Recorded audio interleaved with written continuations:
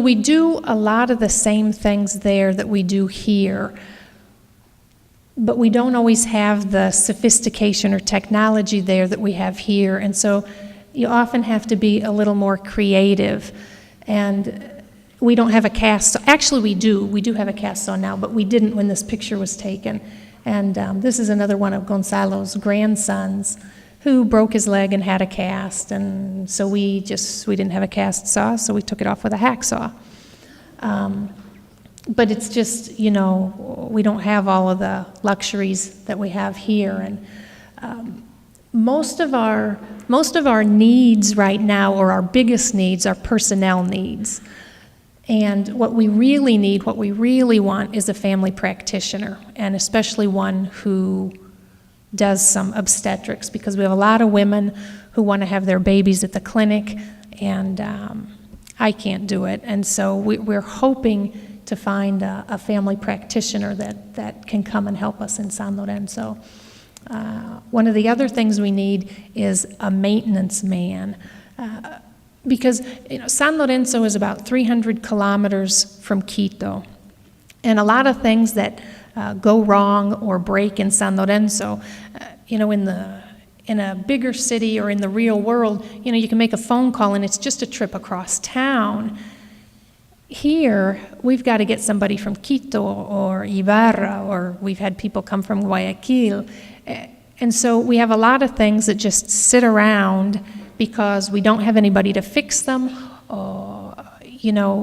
Besides paying to have it fixed, we've got to pay to have somebody come 150 or 300 kilometers. And so we have electrical issues, we have plumbing issues, those just daily maintenance things that are a real chore for us because we don't have anybody who can take care of them, and we don't have a lot of money to bring people in to fix them. So that we'd love to have one of those jack-of-all-trades maintenance kind of guys.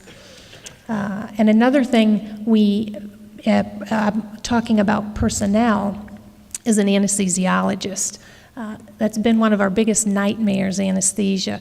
We can't afford to pay one to have at the clinic all the time, and so what we generally do is save up all our surgery and do it all a week at a time. And so we operate 1 or 2 weeks a month and just have an anesthesiologist come in, and then we work like crazy for a week. So that's another area of need for us. And speaking more clinically, the next clinical area that we'd like to add is X-ray. There is X-ray available at the hospital in town, but it's not very high quality. It's not always very well done, and it's not dependable either. Sometimes they're there, sometimes they're not. And we'd like to put an X-ray unit in our old operating room, and so that's one of the things that Damaris is working on. Now, as far as some goals or plans that we have, I showed you the outside of the albergue, our post-operative ward area. This is the inside. And as you can see, it's basically just one big room. That's the other side.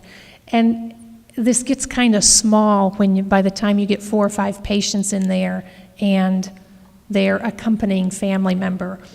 When you're operated on at the clinic, you must bring a family member with you because we have so few staff that nobody stays in the ward with the patients at night, but I'm just a stone's throw away in the house. So we have a family member stay with them, and so when a patient needs something, they need their catheter emptied, they need some pain medicine or whatever reason, then the family member comes over and gets me, and I go over there. So, but we're doing advanced enough surgical care now that this really isn't adequate anymore.